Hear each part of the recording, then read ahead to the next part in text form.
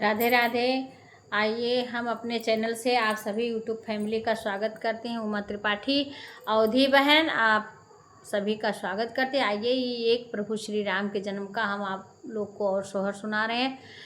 गाना आप लोग को अच्छा लगेगा तो आप ज़रूर कमेंट लाइक करना और सपोर्ट करना। राधे राधे। आप सब सुनिए, आप लोग को अच्छा लगेगा तो आप लोग ज़रूर सेव करिएगा। दशरथ के भैले ललनवा चैता राम नवमी के दिनवा। दशरथ के भैले ललनवा चैता राम नवमी के दिनवा। नवमी के दिनवा नवमी के दिनवा नवमी के दिनवा नवमी के दिनवा। दशरथ के भैले ललनवा चैता राम नवमी के दिनवा।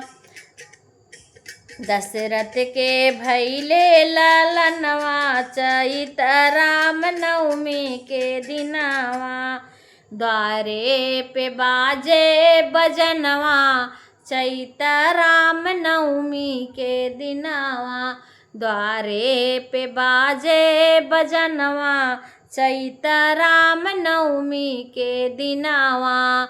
नवमी के दिनवा हो नवमी के दिनवा नवमी के दिनवा हो नवमी के दिनवा।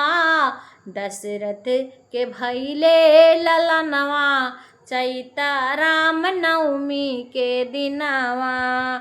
सब देवते मिली खुशियाँ मनावे सब देवते मिली खुशियाँ मनावे। सब दासिनी मिली चवर डोलावे सब दासिनी मिली चवर डोलावे। कौशल्या के जन्मे ललनवा चैता राम नवमी के दिनवा। दशरथ के जन्मे ललनवा चैता राम नवमी के दिनवा। नारद सुनावे सगुनवा चैता राम नवमी के दिनवा। नारद सुनावे सगुनवा चैता राम नवमी के दिनवा। दशरथ के जन्मे ललनवा चैता राम नवमी के दिनवा। नर नारी मिली आरती उतारे नर नारी मिली आरती उतारे। सुंदर से जन्मे ललनवा चैता राम नवमी के दिनवा। मुखड़ा निहारे सब नर नारी मिली मुखड़ा निहारे। सुंदर जन्मे ललनवा चैता राम नवमी के दिनवा। दशरथ के जन्मे ललनवा चैता राम नवमी के दिनवा।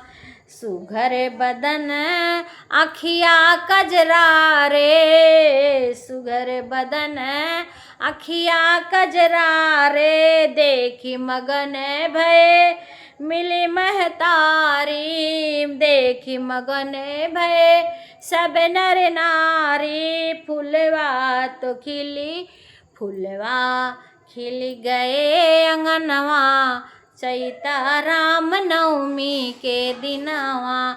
फुलवा खिल गए हैं अंगनवा चैता राम नवमी के दिनवा।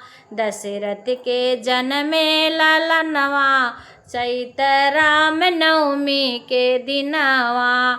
दशरथ के जन्मे ललनवा भैले ललनवा। दुअरवा पे बाजे बजनवा चैता राम नवमी के दिनवा। जय श्री राम। आप लोग को अच्छा लगेगा तो आप लोग लाइक कमेंट ज़रूर से करना।